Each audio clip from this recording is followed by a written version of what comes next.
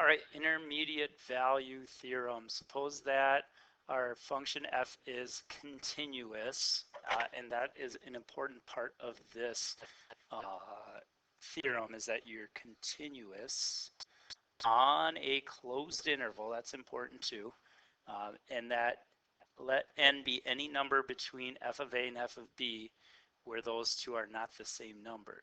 What this theorem says then is there exists a number c on the x-axis between a and b such that f of c equals n. So here's picture-wise what that means. We're on a closed interval here between a and b. So here's our function. It's continuous on that closed interval. And so what they're saying is if n right here is somewhere between f of a and f of b, our graph in essence has to pass through this value n at some point, because here's f of a, here's a, so there's f of a, here's b, there's f of b.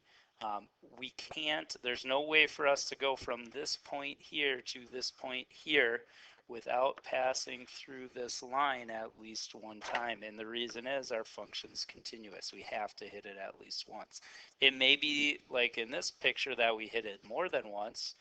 That certainly could be true. Here we pass through 3 times, but you're guaranteed you have to pass through here at least one time. Let's look at an example of intermediate value theorem. If f of x equals this function, show that there's a number c such that f of c equals 0. Well, our things that we need to show again is one, that this is a continuous function. This polynomial is continuous everywhere here, so we know f of x is continuous everywhere because it's a polynomial. Polynomials are continuous everywhere. Polynomial. Okay, so that part's done. Now what we want to show is that on a closed interval, it's going to go through 0. Well, we could do that if we can find show a value where it's less than 0 and a value where it's bigger than 0, and then show that it's in between. Well, a value less than 0 would be something where this comes out to be negative. I see very easily we could do this with f of 0, because if we do f of 0, this ends up equaling negative 2. If you just put 0 in for these x's, this is going to equal negative 2. All right, now we got to find a value where this would be positive. Let's try 2 here. I think maybe we'll get lucky here with 2. So if we put 2 in for here, does this end up being positive? I think we're going to have that here. 2 to the third is 8. 4 times 8 is 32. 2 squared is 4. Times 6 would be 24, plus 6 minus 2. So we get 8 plus 6 is 14. 14 minus 2 is 12. Yeah, so what we know here now is that because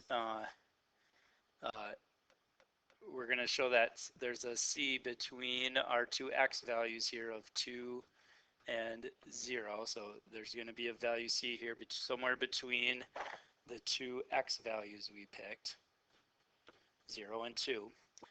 We also know here that f of c here is going to be between f of 2 and f of 0, because f of 0 here is negative 2 and f of 2 here is 12. That means f of c has to be between there, and because 0 is what we're trying to show, 0 is in fact between 12 and negative 2, and so by intermediate value theorem, our function f of x must pass through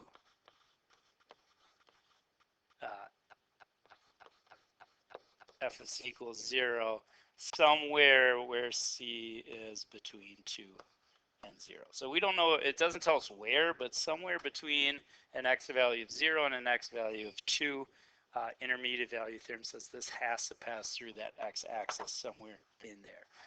So that's how intermediate value theorem works.